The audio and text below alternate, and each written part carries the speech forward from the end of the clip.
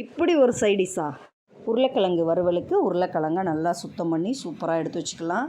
வெள்ளைப்பூடு, மிளகாய், இஞ்சி, சின்ன வெங்காயம் உரித்து வச்சுக்கிடலாம். வாணலியை அடுப்பில் வச்சு எண்ணெய் ஊற்றி சோம்பு போட்டு தாளிச்சிக்கலாம்.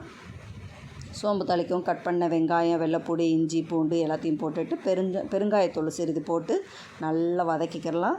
உருளைக்கிழங்க பொடி பொடியாக கட் பண்ணி வச்சு அதோடு சேர்த்துக்கலாம். சேர்த்து நல்லா வதக்கவும் மஞ்சப்பொடி, உப்பு, வத்தப்பொடி 3ஐயும் சேர்த்தும் போட்டுக்கலாம். மூடி வச்சு நல்லா வதக்கி எடுத்தால் உருளைக்கிழங்கு வறுவல் ரெடி.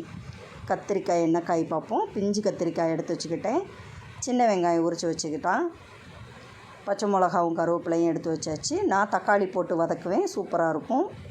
வெள்ளைப்பூடு இதை எல்லாத்தையும் நறுக்கி வச்சுக்கலாம். வாணலியை வச்சு எண்ணெய் ஊற்றி கடுகு, உளுந்தம்பருப்பு தாளித்து வெங்காயத்தை போட்டு பச்சை மிளகா, வெள்ளைப்பூடு, கருவேப்பிலை போட்டு நல்லா வதக்கிக்கலாம். உப்பு போட்டு தக்காளி, கத்திரிக்காவை போட்டு நல்லா வதக்குனா சூப்பரான